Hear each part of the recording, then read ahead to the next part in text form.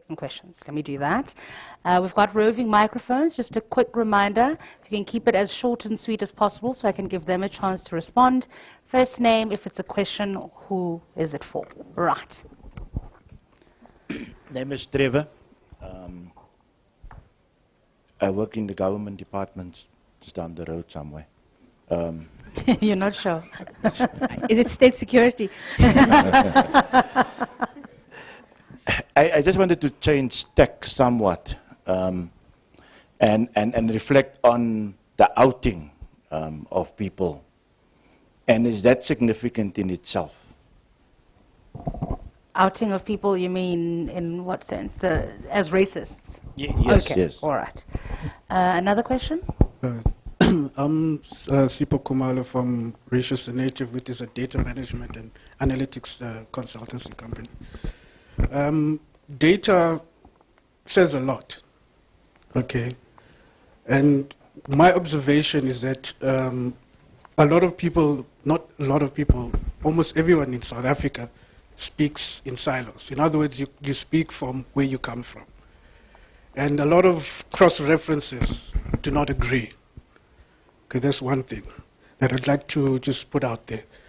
Secondly, I'd like to simplify the racial issue and the understanding of racism from the way I understand it and ask a question. If you look at infrastructure is divided into two. You have soft infrastructure and hard infrastructure. Racism falls under what is called soft infrastructure. And the soft infrastructure actually generates the hard infrastructure. So if we are to change things, we need to change the configuration of the country. Racism is something that we've inherited and we've embraced. We've actually embraced it. I mean, from '94, when the new flag came up, everybody ran. I thought people are going to run into opposite direction. They actually ran towards it. And we should own the fact that we've actually embraced it. And I think that's where the problem is. We need to reconfigure the country from an infrastructural standpoint, to change mindsets, to change the way corporates operate. You spoke about the newsroom, to say, if you have a newsroom, I mean, why are you benchmarking your newsrooms pre-94? Why is the newsroom not configured to the configuration of the new South Africa? And that goes for all organizations. Why are we benchmarking or continuing to benchmark ourselves using apartheid benchmarks, for example? I always ask my friends to say, you know, in the new South Africa, we teach kids science without laboratories. I mean, that is a benchmark that was used way back in the day. How do you teach science? It starts there. How do you do that? In other words, you build something, okay, that is not functional. It doesn't help you. So unless we start reconfiguring from an infrastructural standpoint, the soft infrastructure has to change. We have to revamp how we look at racism. We can't be reactionary like the way we used to do back in the day. We used to react against it. That's what we used to do before '94. Why are we still doing the same thing? So I mean, that's and I'm just saying that even from the media is an infrastructural platform. It hasn't changed. It's still the same. The way you report, the whole way you gather your data and all of those things, everything is just, you're just on one bus moving in one direction and nothing has really changed. Now, if nothing is changing, I don't think you're going to get the outcomes that you want. All right. You still want to ask a question? Yeah, I'm just asking a question. How do you change your infrastructure in terms of your journalistic approach? I'm going to take two more.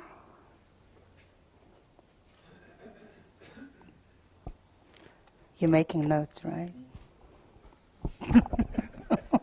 Good morning, and thank you very much. I'm Palesa from the HSRC. So, I think also part of the things that we are not addressing is the, should I say, the outcomes of the, not outcomes, but for a lack of better word, outcomes of racism. For example, xenophobia in South Africa, where actually we see that it's fight that is caused by lack of resources, and who's actually keeping those resources. And when there's xenophobia, and then it's sort of like xenophobia, it's a black thing, you know, it's accounted as a black thing, but it's not accounted as a white thing, and it's not being caused by white. So I think such things as xenophobia, it's things that we also need to articulate on and also trace them back to racism.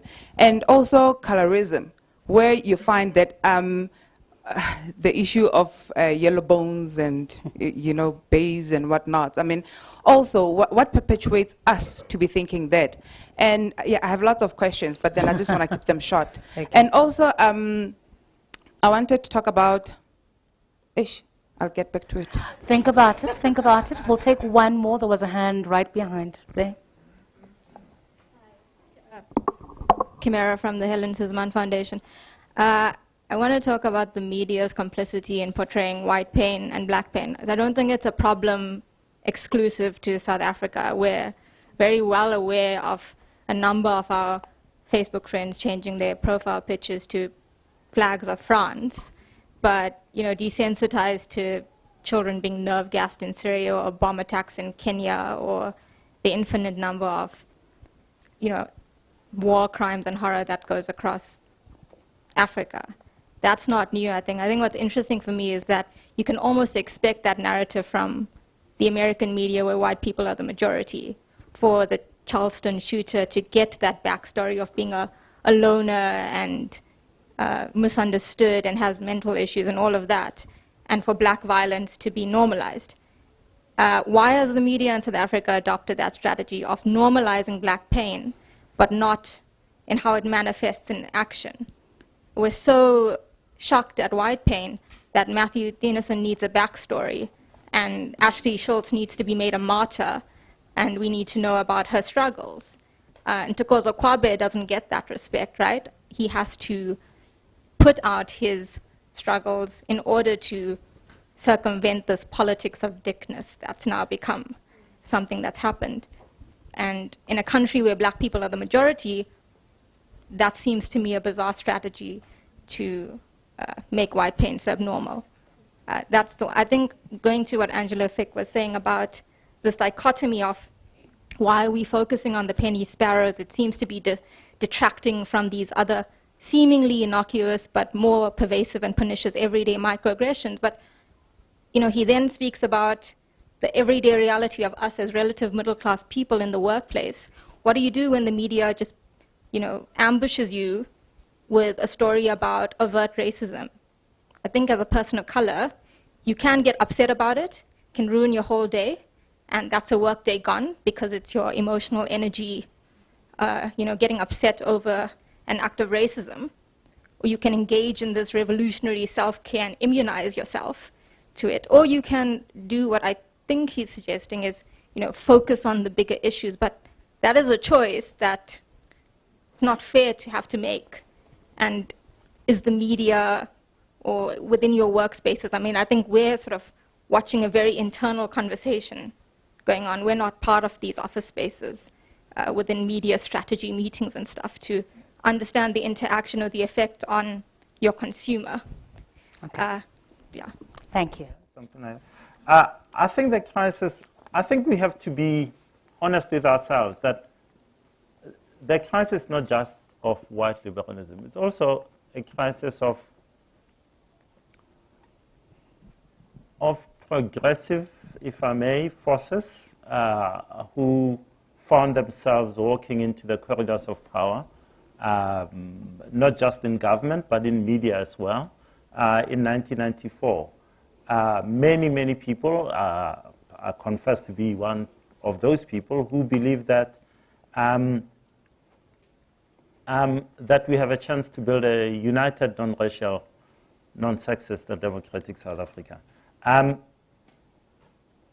That also came up, and Pete, I might not totally agree with you on the myth of the Rainbow Nation. I think it has huge problems. But the foundation of a united and non-racial South Africa was one that many, many people believe in. The crisis today is that the outcomes of that aim, that objective to build a united non-racial South Africa, the results are, where are the results? What is this? What have we given to the world from this lofty stand that we stood on? So, Mr. Kumalo, I think, asks about you know, what's the configuration of that newsroom? The truth is that we failed to fundamentally change those newsrooms to reflect, I think, what the lady from the Helen Suzman Foundation is intimating to us, to give perhaps the idea of a new South Africa was not realistic, but because if you talk about what the narratives of Steve Biko you spoke about, was what is a human face? It was to redefine the way we shouldn't have been following what the American press says about that shooter, and that, oh, you know, lone shooter, but if it's a Muslim person, it's, oh, the terrorist, you know, and so forth. But the perpetuation of those narratives here means that we failed here at home and to offer the world a better example of what the world can be. So the crisis really is about all these things that we stood for and believed could be achieved. Perhaps some of the issues that are happening, the racial outbursts and essentially whether it's young people with fees must fall, roads must fall, and all the others, they're challenging us that actually the world as we sold it, we failed.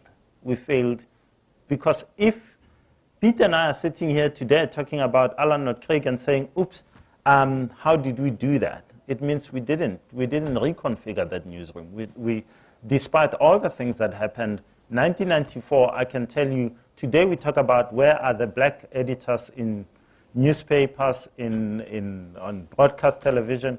Quite frankly, we had them in 1994. They came in and it was, oh, things are changing, and we've regressed. But fundamentally, with those narratives, it's a crisis. What did we fail to implement that new vision of a new world, or did we misread totally what it was we wanted to build in a new South Africa? So I think fundamentally you're right. We needed to rebuild, and maybe we didn't. And we walked in and we took over, and it was, oh, we have a black editor and it's okay. Things have changed, and maybe things haven't changed. Certainly, whether you look at gender and sexist stereotypes in newsrooms, we haven't changed much. There are newspapers which still, you know, in 1994 we spoke about page 3 girls. They're still pretty much doing a lot of that. So it hasn't been a fundamental restructuring of those newsrooms. Yeah, I think I'll say. Thank you, Justice. I'll take them in the order in which I note. Is outing significant? I think yes, but not for the reason that people often assume it is. I don't think outing a racist necessarily tells me that we're moving further or we're moving further away from some idea of social cohesion. And the idea itself I have problems with. What I do think it indicates is an impatience and a sense of inhabiting a moment of political self-empowerment. But I also think too often we forget the lessons of Marxist scholarship and of the insights of Marxist theory, right? Which is that while the world may be made by individuals, individuals don't change the world under conditions of their own that they control, and the history of the world is the history of class conflict. And so often political struggle in collective maneuvers have to be subsumed under individual and individualized ambition. And we see this in why people do or don't respond to political desires and needs to intervene against regressive regimes in offices. And I think, I will come back to it, a media office is not specifically, there's nothing particularly unique in it. I've worked in academic spaces and I've worked in media spaces, and there's so much overlap. It's the same office politics, it's the same individuation of ambition, it's the same desire for power and for politeness. I want to be promoted, but I also want to get along with the people. I don't want to have to go to work and, imagine taking an Uzi. So I think that there is overlap. So for outing, I think it's significant in what it reveals. I'm not certain how productive a political strategy it is. The analytical framework question, for me, it's again going back to Althusser, if you build it, they will come, to quote Kevin Costner. But that relationship between the material realities and the ideas about the world is, for me, a constant and consistent reinforcing reconfiguration relationship. Our ideas of the world are certainly shaped by the material relations we have on the ground, but they reinforce and they shift consistently and constantly based on how those material relations shift. So, in response to your statement that we inherited racism, I don't think we just inherited racism. I think we're consistently, and this is where I go with the processual theory of racism, we're consistently reconfiguring it in relation to contemporary conditions.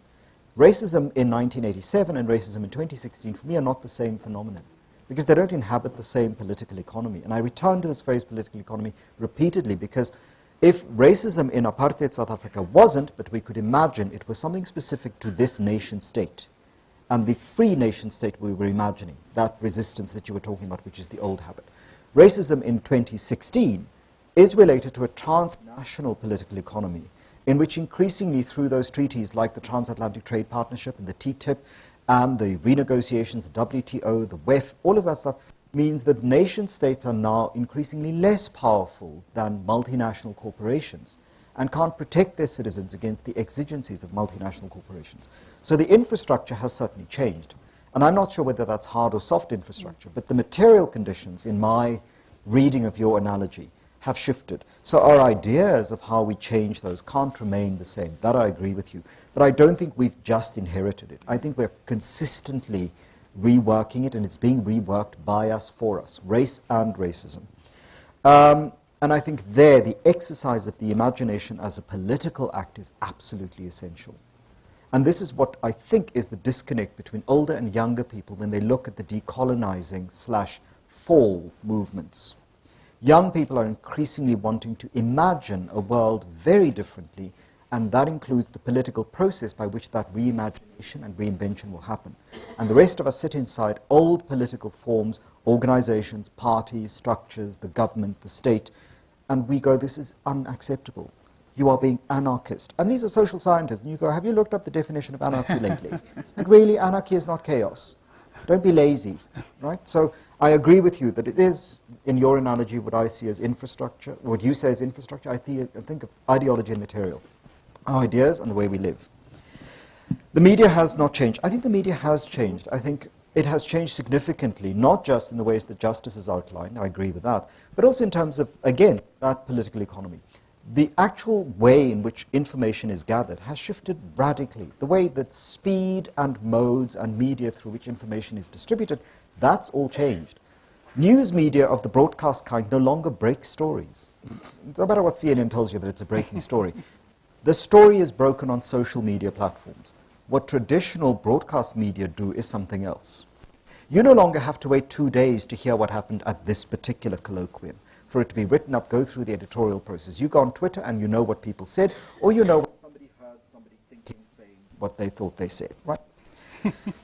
But social science for me is crucial, because it's part of that histories of the UDF, part of the history of the Black Consciousness Movement, part of the history of the anti-apartheid struggle, but also part of the history of social science. It's as if all of the work on critical race theory from the last 20 years constantly have to be brought back from the sewage farm where people wanted to flush it away to. You go, so for example, the terms we use to refer to ourselves. You know, when people refer to themselves as Caucasian and they're in South Africa, and you go, wow, like, right? Because the major empire is the United States. They use the term Caucasian.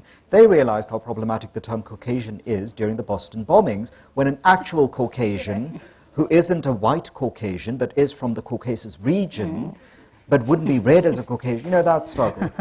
Now you're sitting in South Africa and you're identifying yourself either on a dating website or via some form as Caucasian.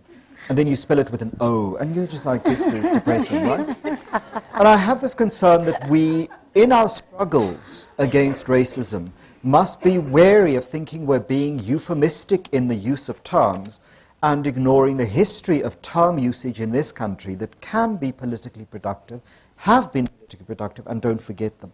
And social science for me is crucial.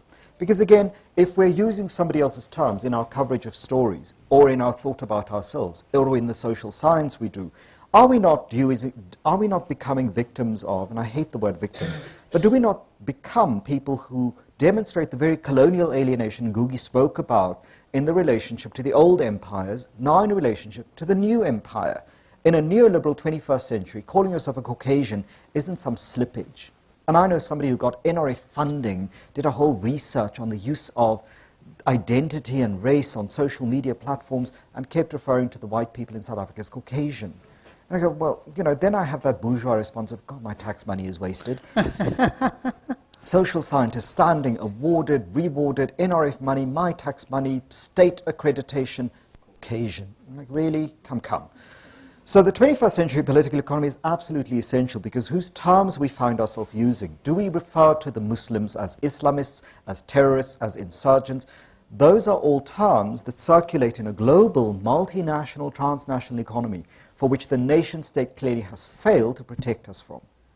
So when somebody stands up as an 18-year-old with a whiteboard marker marking on a piece of whiteboard that they're a non-white, it's easy to deride them on social media as this, you know, false consciousness, crude person.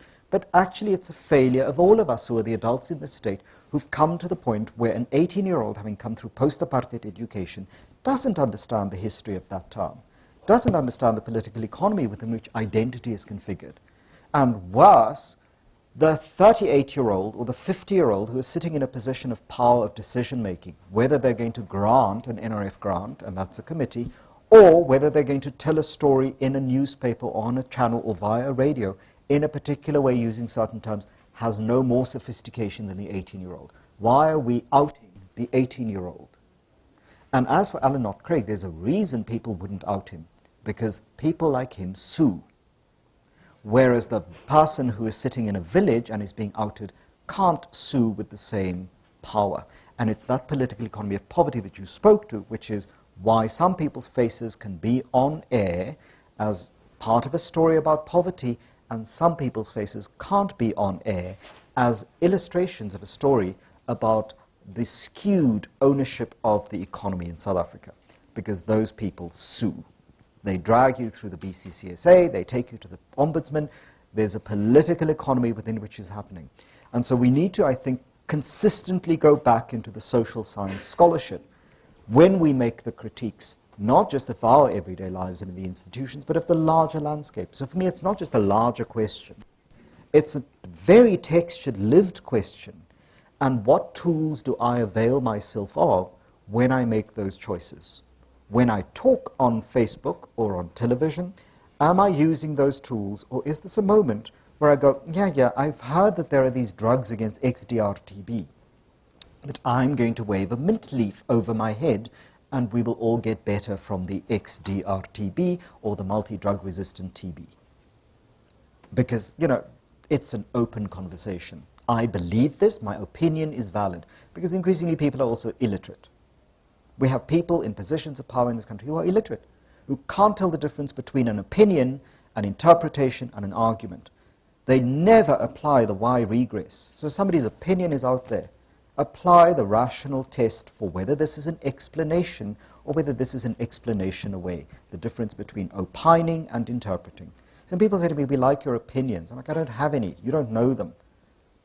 I have an 8-year-old who knows what my opinions are. I don't like that doll, I like that doll. Interpretations, argument, and opining have been conflated because in social media, and this is the other political economy question, mainstream media increasingly compete with social media because many, many citizens, some of the most educated elite, can't tell the differences between them. That very editorial function, that something that has gone on air, gone through over the radio airwaves, appears in a paper, has gone through a set of checks and edits. There's a process. Something that appears on somebody's timeline isn't news. It's their view, their idea, their badly spelled, poorly phrased words, right? It's not news. Let me get more responses Such an first, and elitist. we still need to take some questions. Yeah? I think I want to start off with, what is the purpose, or to what end do we out racists online in the way that we seem to be doing the last few months? And again, I think, I want to point to the fact that, it's almost become a ritual about what we do when we see these things. But I think something interesting as well is, and I think this may speak to Angelo's point here, is that people want to see consequences for having these attitudes and for openly expressing them. And I think that it's significant that nearly every time one of these statements have gone viral, we've seen some kind of action being taken at that person's workplace, or that person, there was that guy in Durban who lost his sponsorship from Future Life. So there seems to be this kind of movement that he or she has to feel some kind of material consequence for having and expressing and espousing those opinions.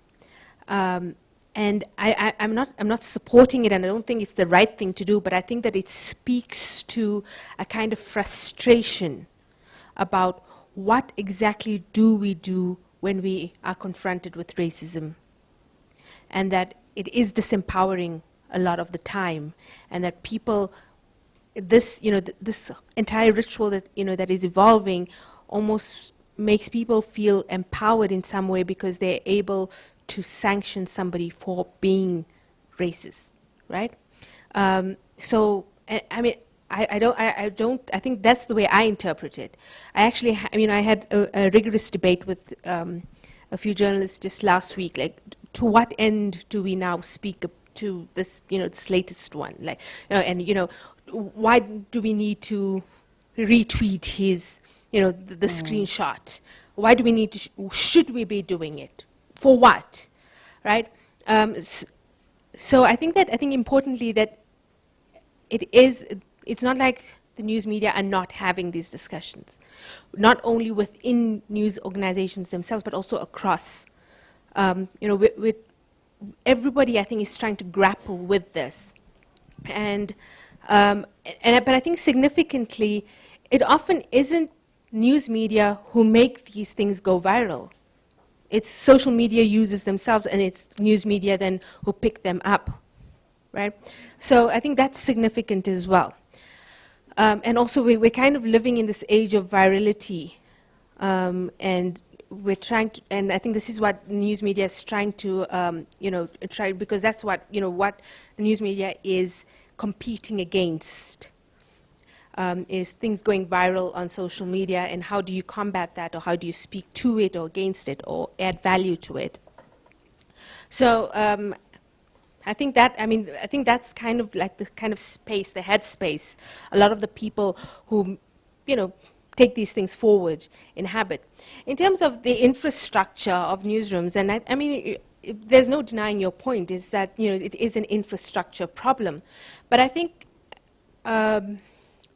what I feel is that there's also a lot of conflict involved with changing that infrastructure and forcing that change. And forcing that change often means, well, let's take the example of the sports minister last week, or what was it, 2 weeks ago, when he is trying to force some kind of infrastructure change in the country's national sports teams. Right, and there was huge outrage against it, right? So on the one hand, we can also talk about the fact that the sports ministry hasn't exactly done enough in schools and things like that, but that's another matter altogether. I think everybody can readily agree that our sports teams are not representative of the people of this country.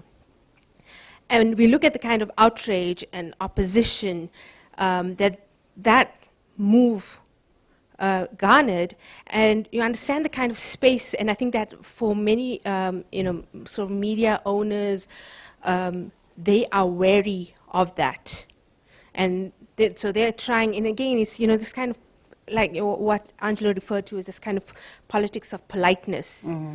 So everybody's trying to be nice and do it in a nice way without ruffling any feathers. Whereas 22 years on, we realize, hey guys, all that hasn't worked. We need to do something more drastic. But at the same time, those drastic moves may come with its own kind of opposition that I don't think many new media owners are ready for. Right. And then I think to the lady from the Helen Suzman Foundation, and I think, your points are absolutely spot on. And I think that this is why I think our own cultures of racism in South Africa must also be looked at within the greater, international phenomenon of Eurocentrism. We cannot look at our own experiences in a bubble. While we do have some very unique circumstances here, our realities are also intertwined with global realities. And I think that is especially significant, in the representations of people in the media. Thank you. Okay, 3 questions. Whether the newsrooms have been reconfigured. Why are we characterizing xenophobia as a black thing, and black pain vis-a-vis white pain? I'll start with the changes in the newsroom. In the newsrooms, the reality of the matter is that our newsrooms and the media in general have not transformed. And if you check by 1994, the print media had the so-called Big Four. That's Times Media Group, independent newspapers, Caxton, and News 24/Naspers. 22 years into our democracy, we still have the same Big Four dominating the print media industry. In 1994, they were white-owned and white-controlled. More than 2 decades later, the same status quo. And why are we whinging about ownership patterns? Ownership patterns directly translate into content. Owners, they don't elect, or let me say editors are not elected. There are no elections for editors.